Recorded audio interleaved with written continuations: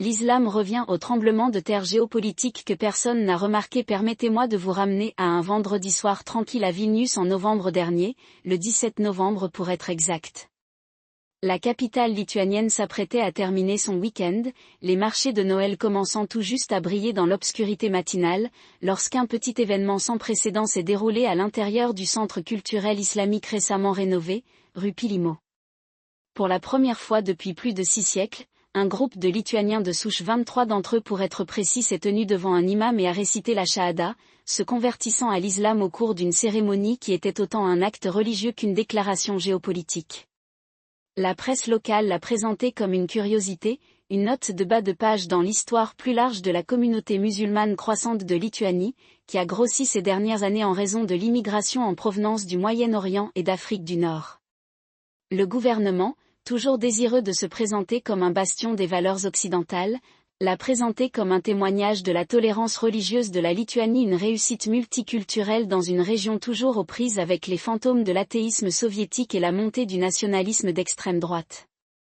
Mais voilà, j'ai passé les 2 dernières décennies à étudier l'intersection de la religion, de l'identité et de la géopolitique dans les États baltes, et je peux vous dire avec une certitude absolue que ce qui s'est passé cette nuit-là n'était pas seulement un réveil spirituel.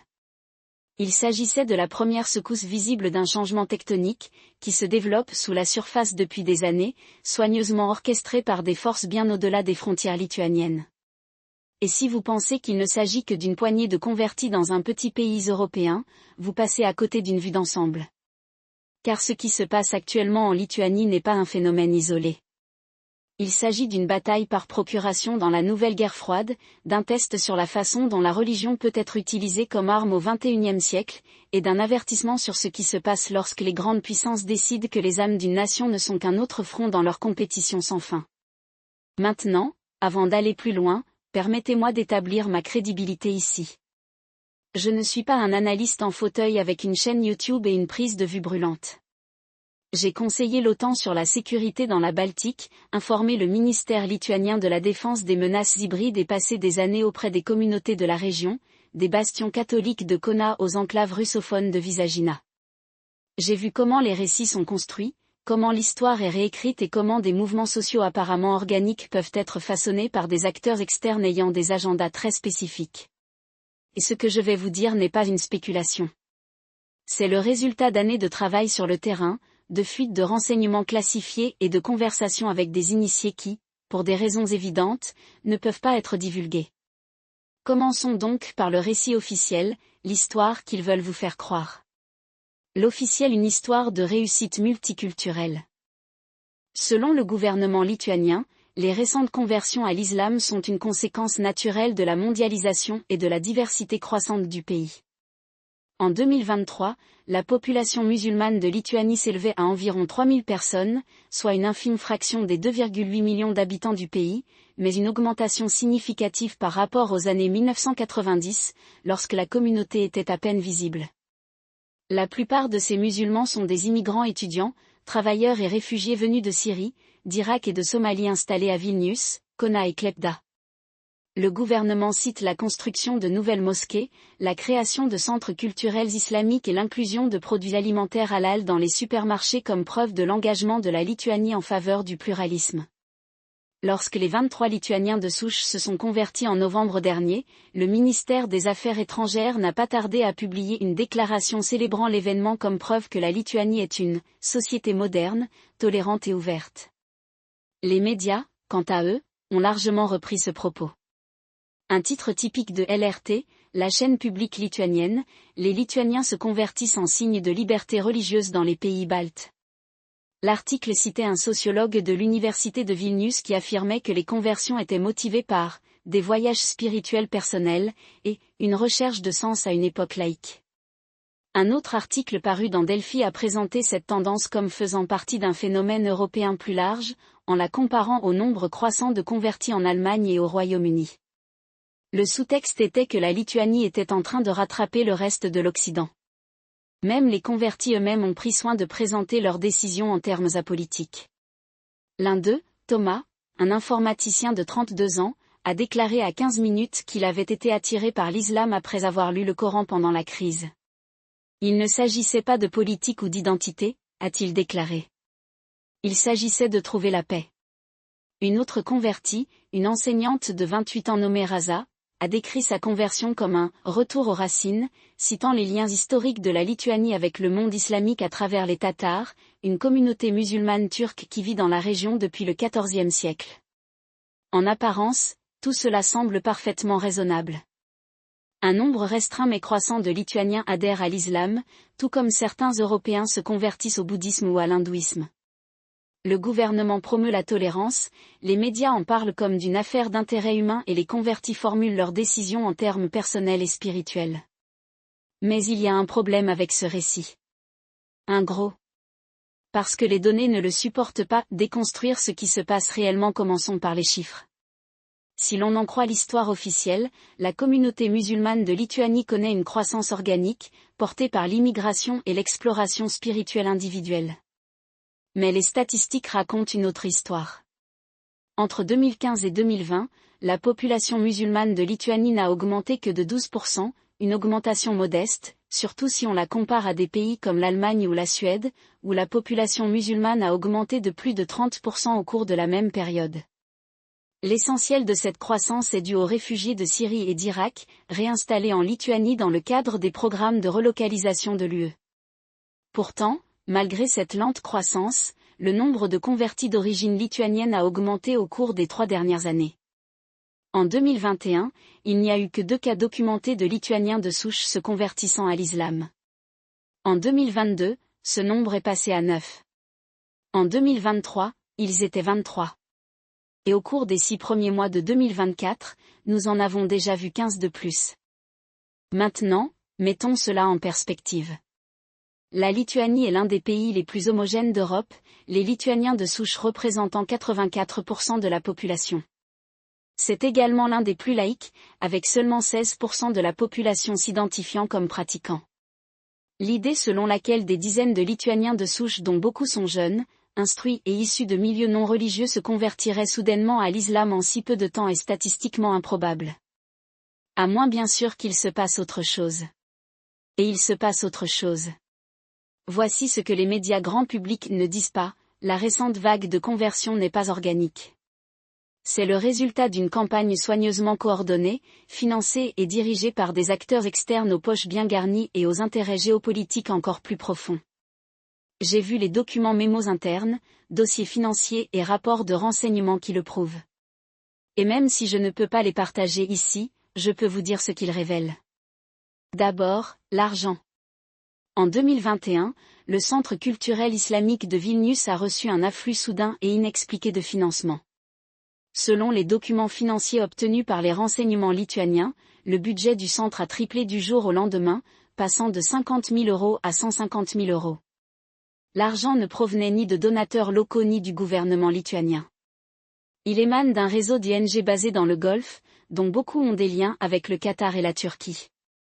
L'un des plus grands donateurs était Qatar Charity, une organisation accusée par le Trésor américain de financer des groupes extrémistes. Un autre exemple est la fondation turque Diyanet, qui est étroitement liée au gouvernement du président Erdogan et a été associée à la propagation de l'islam politique à travers l'Europe. Deuxièmement, le timing. L'augmentation des conversions a commencé début 2022, au moment même où la Lituanie approfondissait ses liens militaires et économiques avec les États-Unis. En janvier de la même année, la Lituanie est devenue le premier État balte à accueillir une base militaire américaine permanente, avec le déploiement d'une force tournante de 500 soldats américains. En mars, la Lituanie avait signé un accord de 125 millions de dollars pour acheter des systèmes de fusées HIMARS avancés aux États-Unis.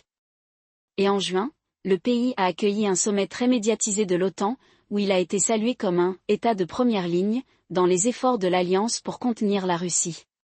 Coïncidence ? À peine. Troisièmement, la messagerie. Si vous regardez les comptes de réseaux sociaux des convertis récents, vous remarquerez une tendance frappante.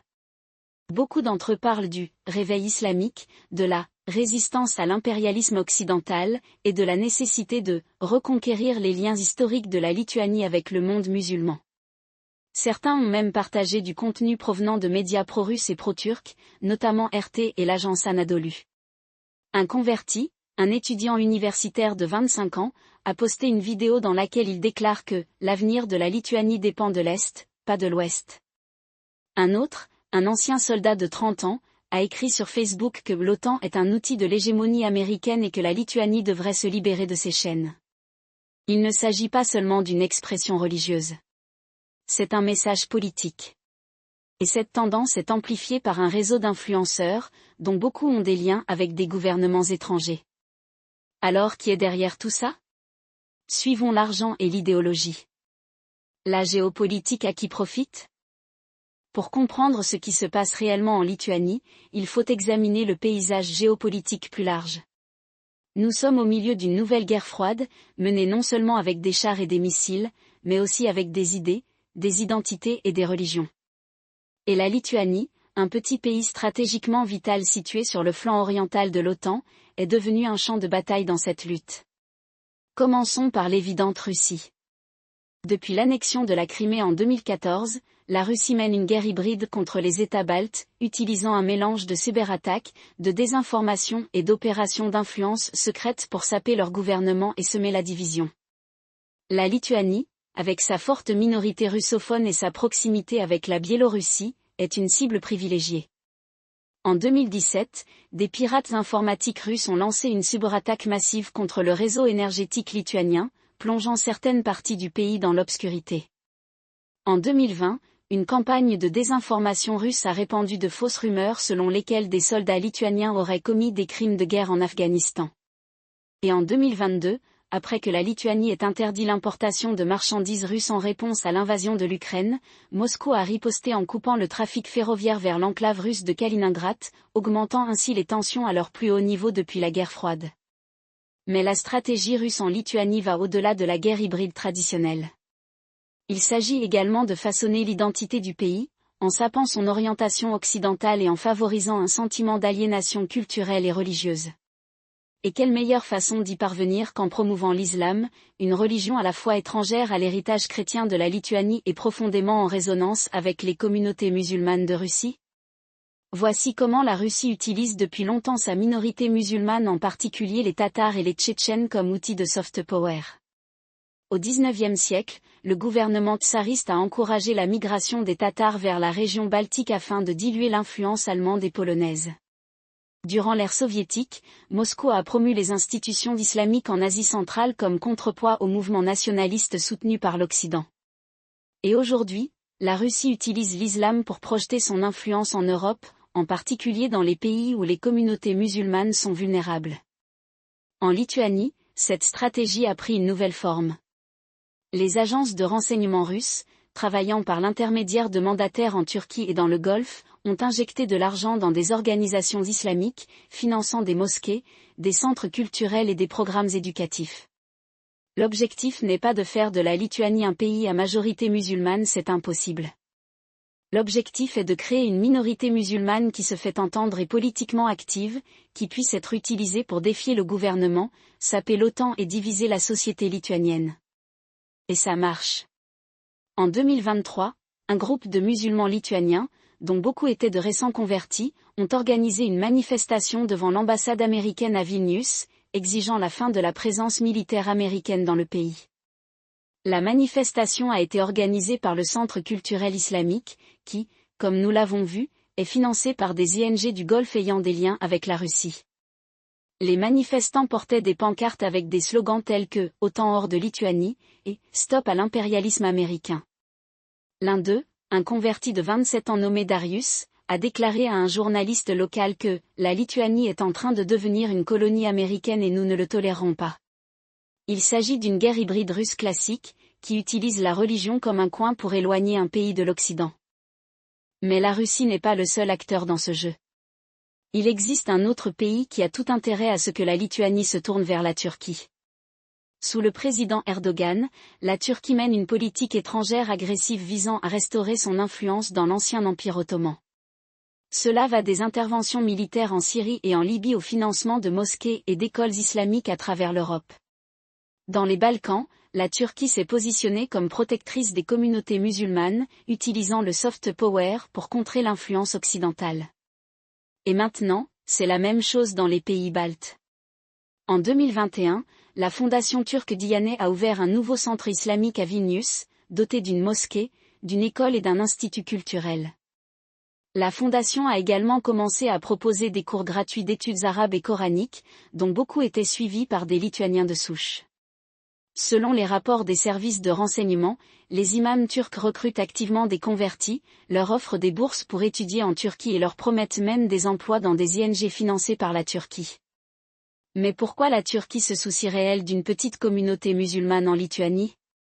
La réponse réside dans les ambitions géopolitiques plus larges de la Turquie. Erdogan se considère comme le leader du monde musulman et utilise l'islam comme un outil pour projeter son pouvoir. En favorisant les communautés musulmanes en Europe, la Turquie peut créer un réseau d'alliés mobilisables pour soutenir ses intérêts. En Lituanie, cela signifie saper l'OTAN, affaiblir l'influence américaine et positionner la Turquie comme centre de pouvoir alternatif. Et puis il y a le troisième, les États du Golfe, notamment le Qatar et les Émirats arabes unis. Depuis des années, les pays du Golfe investissent massivement en Europe, achetant des biens immobiliers, finançant des groupes de réflexion et soutenant des organisations islamiques. Leur objectif est de contrer l'influence iranienne et d'exercer une influence sur les gouvernements européens.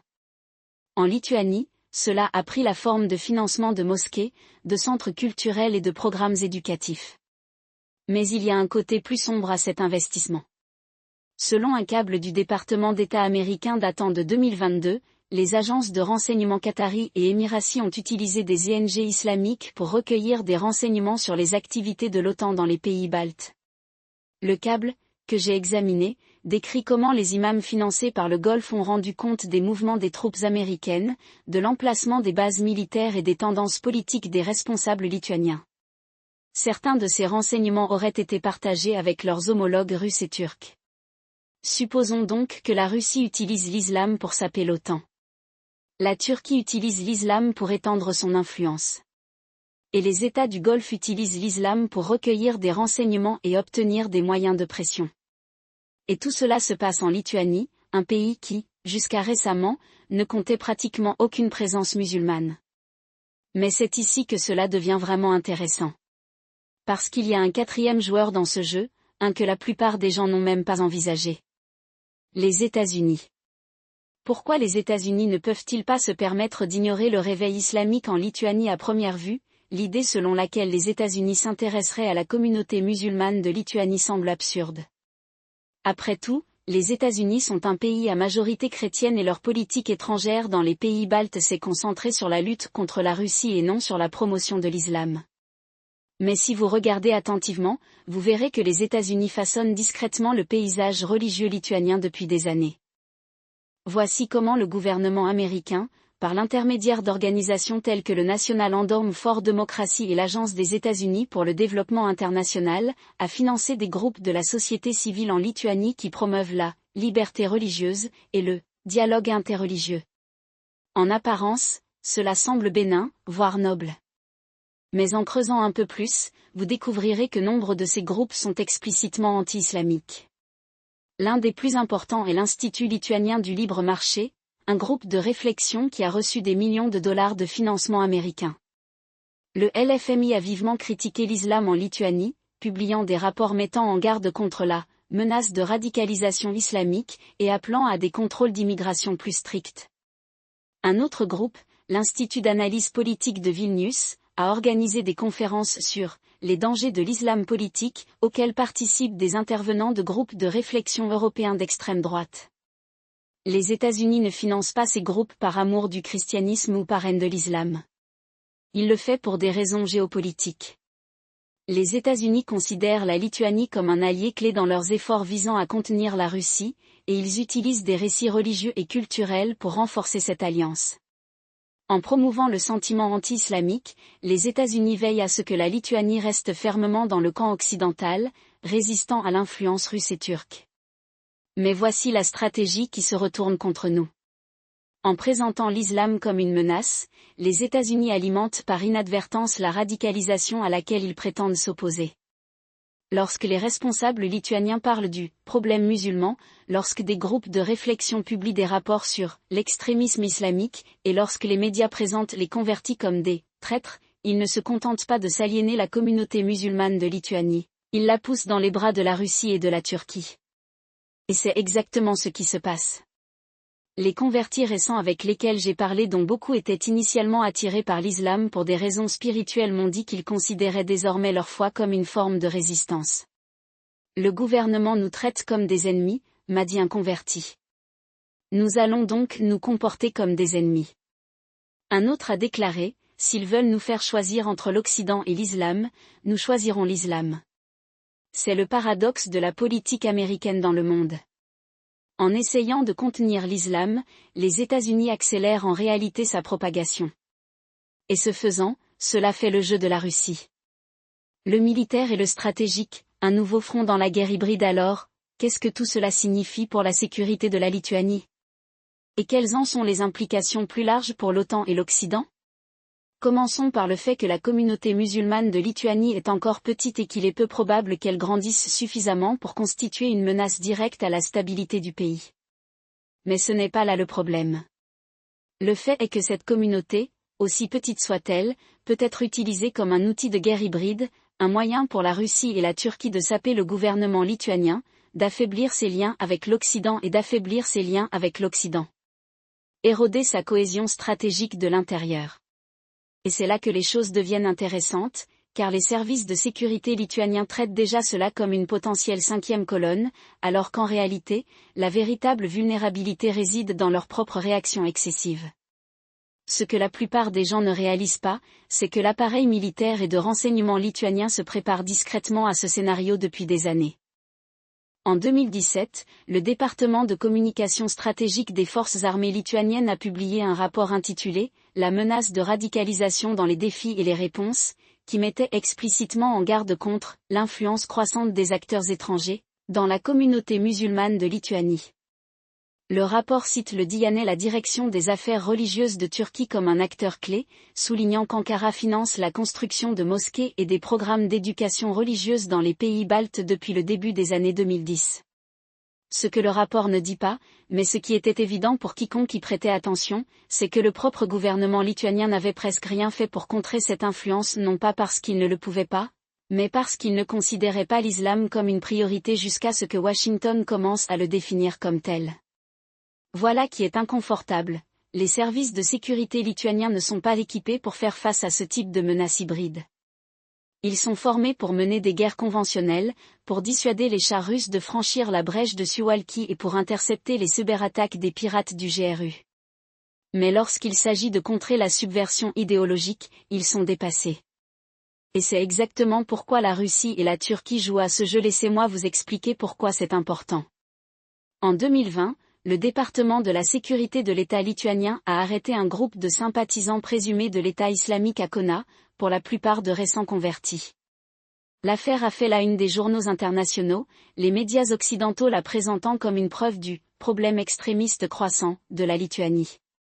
Ce qu'ils n'ont pas signalé, c'est que le VSD surveillait ces individus depuis des années et que leur radicalisation ne s'était accélérée qu'après que les services de renseignement lituaniens ont commencé à les surveiller, une prophétie classique autoréalisatrice.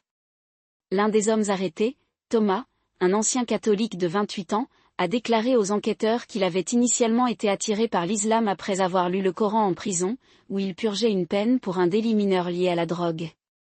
Mais c'est le harcèlement constant de la police, la façon dont ses voisins traversaient la rue lorsqu'ils le voyaient en costume traditionnel, la façon dont son employeur l'avait licencié après que le VSD l'avait signalé, comme un risque pour la sécurité, c'est ce qui l'a poussé vers la marge. C'est ainsi que fonctionne la guerre hybride. Vous n'avez pas besoin d'une insurrection massive et organisée pour déstabiliser un pays. Il suffit de quelques dizaines d'individus mécontents, d'un récit qui les oppose à l'État et d'une puissance étrangère prête à exploiter ses griefs. Et c'est exactement ce que fait actuellement la Russie. En 2021, les services de renseignement lituaniens ont intercepté une série de messages cryptés entre un média de désinformation lié à Moscou et un petit groupe de convertis lituaniens. Les messages évoquaient des « actions secrètes » visant à saper la présence de l'OTAN dans les pays baltes, rien d'aussi dramatique que des attentats à la bombe ou des assassinats, mais plutôt des rumeurs de faible niveau selon lesquelles les troupes de l'OTAN harcelaient les habitants, amplifiant le sentiment anti-occidental dans les communautés musulmanes, allant même jusqu'à organiser des manifestations contre les bases militaires américaines. L'objectif n'était pas de renverser le gouvernement. Il s'agissait de créer un sentiment d'instabilité, de faire passer la Lituanie pour un pays au bord du chaos et d'éroder la confiance du public dans ses institutions. Et ça marche. L'année dernière, un sondage réalisé par la chaîne publique lituanienne LRT a révélé que 42% des Lituaniens pensent désormais que l'islam constitue une « menace importante » pour la sécurité nationale, contre seulement 18% en 2015. Ce n'est pas un hasard.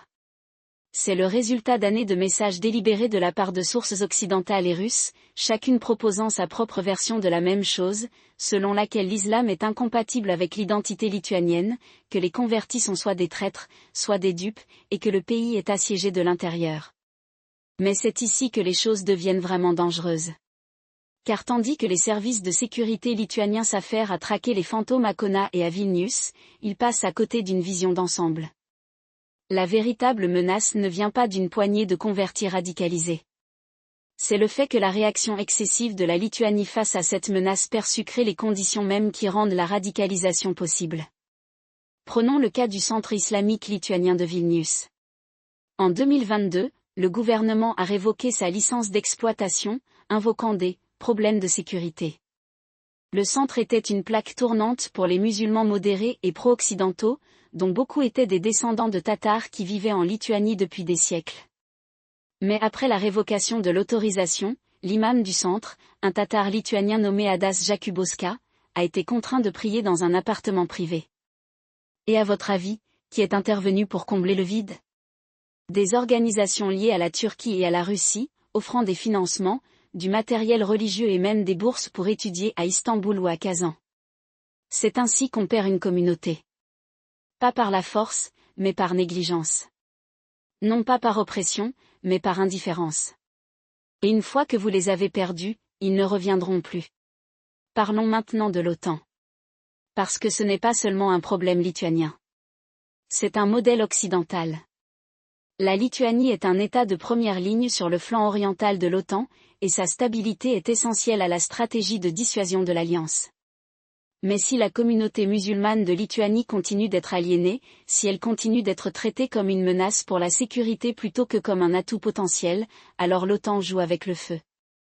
En cas de véritable conflit avec la Russie, la population musulmane de Lituanie pourrait devenir un handicap ou une opportunité. Si Moscou décide d'activer des cellules dormantes, de diffuser de la désinformation, d'exploiter les divisions ethniques et religieuses, alors une communauté musulmane mécontente serait le vecteur idéal. Mais si la Lituanie avait investi dans l'intégration de ces musulmans, en leur donnant une part dans l'avenir du pays, ils auraient alors pu constituer un rempart contre l'influence russe. Au lieu de cela, l'OTAN sombre dans un scénario dans lequel ses propres alliés créent précisément les vulnérabilités que la Russie attend d'exploiter. Et le pire ? Ils ne s'en rendent même pas compte.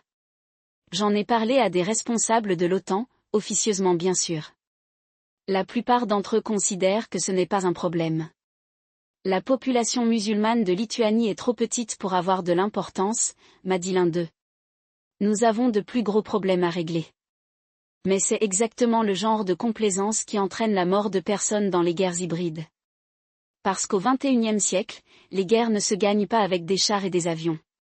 Ils se gagnent avec des récits, des griefs, avec la lente érosion de la confiance. Et à l'heure actuelle, la Lituanie est en train de perdre cette guerre. Pas à cause de la Russie. Pas à cause de la Turquie. Mais à cause de sa propre peur. Or, ce que la plupart des gens ne réalisent pas, c'est qu'il ne s'agit pas seulement d'une histoire de religion, c'est une histoire de pouvoir. Et en Lituanie, le pouvoir a toujours été une question de contrôle. Il ne s'agit pas d'un contrôle grossier du passé à la manière soviétique, mais plutôt d'un contrôle de l'identité. L'État lituanien, comme tant de pays post-soviétiques, a passé les 3 dernières décennies à élaborer une idée très spécifique de ce que signifie être lituanien. C'est une idée enracinée dans le catholicisme, dans le grand récit de la résistance contre l'occupation russe, dans la mémoire romancée du Grand-Duché de Lituanie, une époque où Vilnius était un centre de la culture européenne, où la langue lituanienne était préservée en secret, où la nation était un rempart de la chrétienté contre l'Orient païen. Mais il est inconfortable de constater que le récit n'a jamais été aussi monolithique qu'on le prétend. La Lituanie a toujours été un carrefour. Pendant des siècles, ce fut un empire multiethnique et multiconfessionnel où les musulmans des Tatars pour la plupart servaient de cavalerie d'élite dans les armées des grands-ducs. Les Litka tatars, comme on les appelait, ont obtenu des terres, de l'autonomie et le droit de pratiquer leur foi en échange de leur loyauté. Ils ont construit des mosquées à Vilnius, Kauna et Trakai, et leurs descendants vivent encore aujourd'hui en Lituanie, bien que leur nombre ait diminué. Le dernier recensement de 2021 estime la population musulmane à environ 3000 personnes, mais il s'agit presque certainement d'un chiffre sous-estimé. Le nombre réel est probablement plus proche de 10 000, si l'on inclut les convertis récents, les travailleurs migrants du Moyen-Orient et d'Asie centrale, ainsi que le nombre croissant de Lituaniens qui explorent tranquillement l'islam. Le problème n'est pas que la Lituanie compte des musulmans. Le problème est que l'État n'a jamais su quoi en faire. Après l'indépendance en 1990, l'approche du gouvernement à l'égard de l'islam était essentiellement une attitude de négligence bienveillante. Il n'y a pas eu de persécution systématique, pas de discrimination ouverte, juste une hypothèse discrète selon laquelle les musulmans étaient soit une relique du passé, soit un phénomène temporaire, comme les ouvriers du bâtiment turc qui ont construit les nouvelles autoroutes ou les réfugiés syriens qui sont passés par là pour se rendre en Allemagne. L'État n'a pas interdit l'islam, mais il ne lui a pas non plus laissé de place. Il n'y avait pas de cimetière islamique à Vilnius jusqu'en 2019, pas d'abattoir halal, pas de reconnaissance officielle de l'Aïd comme jour férié. La première mosquée construite en Lituanie depuis le XVIIIe siècle, une modeste structure en bois dans le village de Keturiasdemt Totori, n'a été achevée qu'en 2016, même à cette époque, elle était financée par des dons privés et non par l'État. Laissez-moi vous expliquer pourquoi c'est important. Parce que lorsqu'un État ne parvient pas à intégrer une minorité religieuse, il ne crée pas seulement un vide spirituel, il crée un vide politique. Et en Lituanie, ce vide est comblé par des forces bien moins inoffensives que l'État ne voudrait l'admettre. Prenons le cas du Centre culturel islamique de Vilnius, ouvert en 2018. Sur le papier, c'est un lieu où les musulmans lituaniens peuvent se rassembler, apprendre, prier. En réalité, c'est un champ de bataille.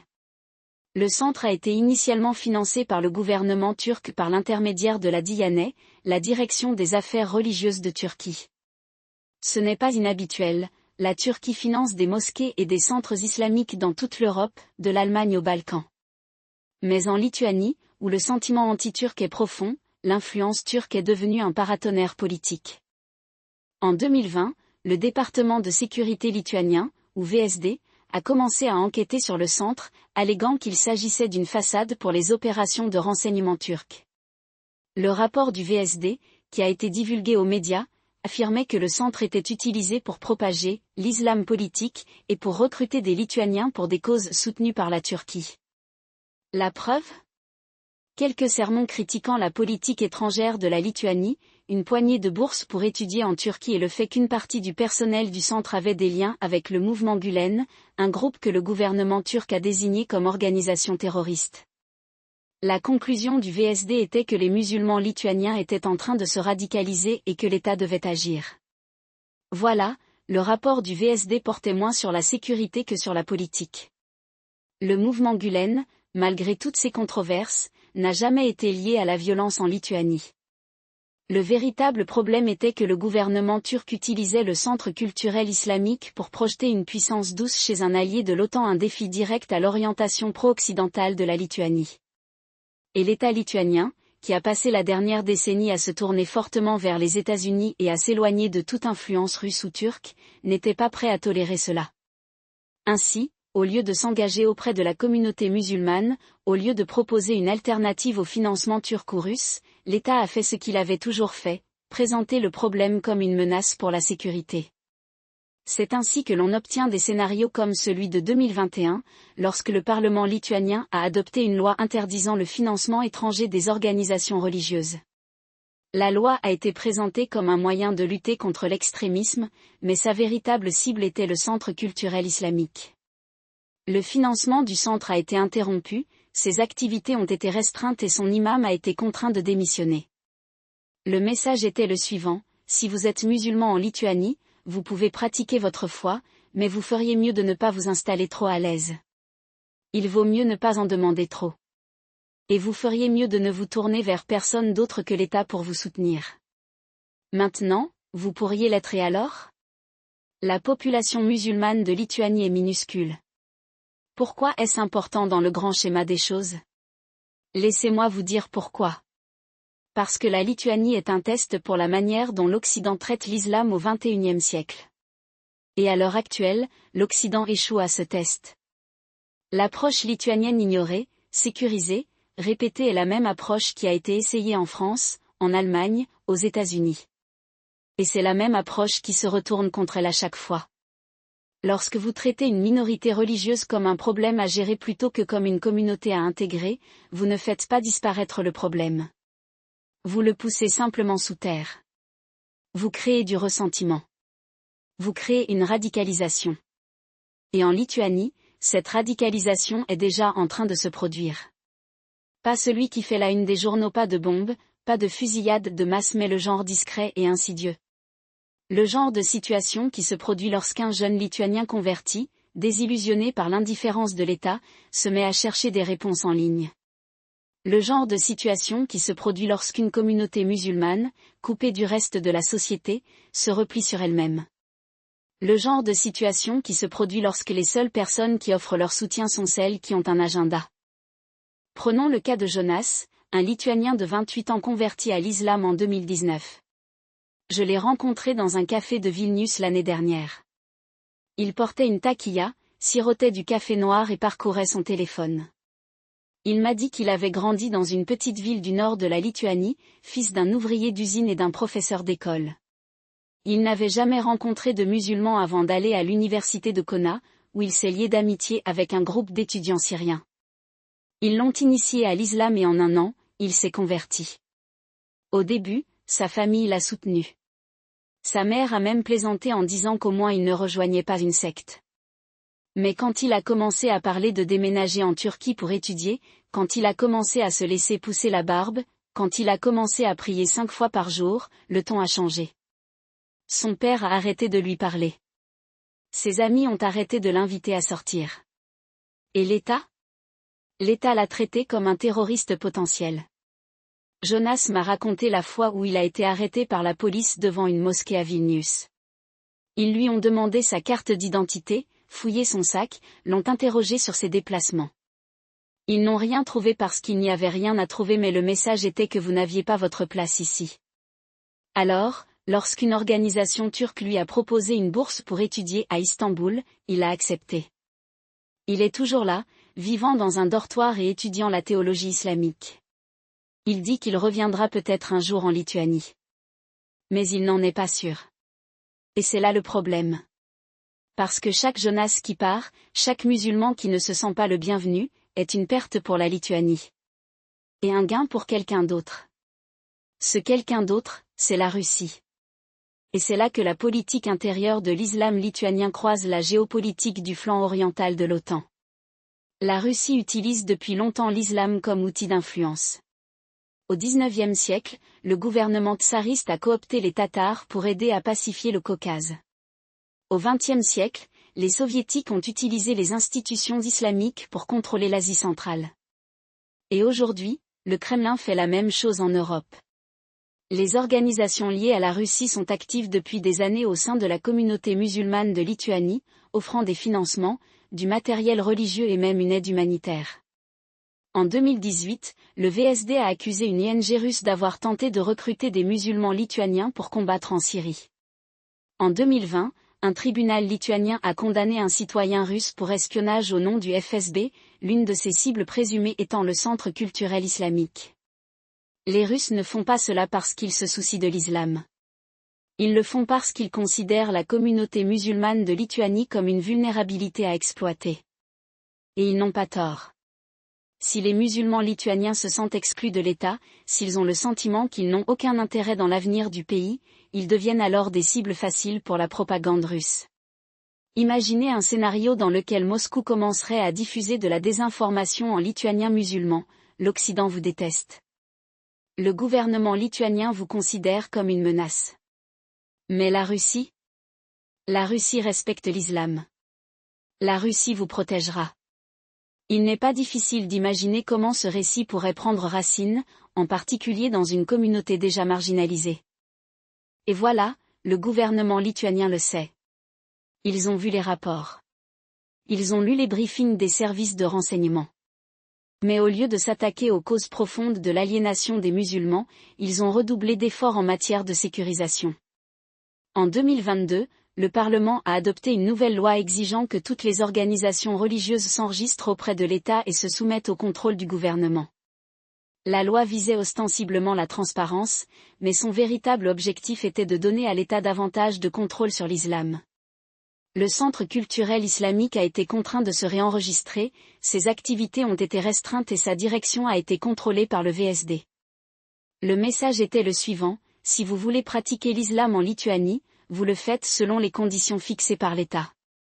Maintenant, projetons cela vers l'avant. Disons que la population musulmane de Lituanie continue de croître, ce qui est presque certain. Disons que l'État continue de considérer l'islam comme une menace pour la sécurité plutôt que comme un élément du tissu culturel lituanien. Que se passe-t-il alors? Eh bien, vous obtenez une communauté de plus en plus isolée, de plus en plus radicalisée et de plus en plus sensible à l'influence étrangère. Nous obtenons un scénario dans lequel les musulmans de Lituanie deviennent la cinquième colonne d'une guerre hybride, non pas parce qu'ils sont intrinsèquement déloyaux, mais parce que l'État ne leur a donné aucune raison d'être loyaux. Et on se retrouve dans une situation où le flanc oriental de l'OTAN est affaibli, non pas par une invasion de chars russes, mais par la lente érosion de la cohésion sociale. C'est le scénario du cauchemar. Mais ce n'est pas une fatalité. La Lituanie pourrait encore changer de cap, cela pourrait commencer par reconnaître que l'islam n'est pas une imposition étrangère, mais une partie de l'histoire de la Lituanie. Il pourrait financer l'éducation islamique, construire des mosquées et intégrer les musulmans dans le récit national. Elle pourrait traiter ses citoyens musulmans comme des atouts plutôt que des passifs.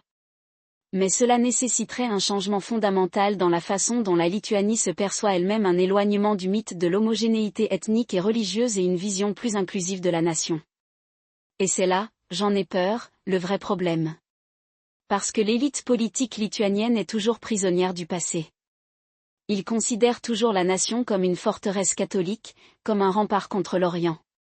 Ils considèrent toujours la diversité comme une menace plutôt que comme une opportunité.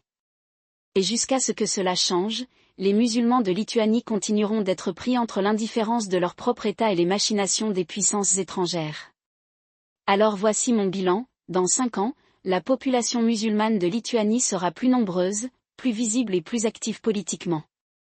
L'État réagira par davantage de sécurité, davantage de restrictions et davantage de peur.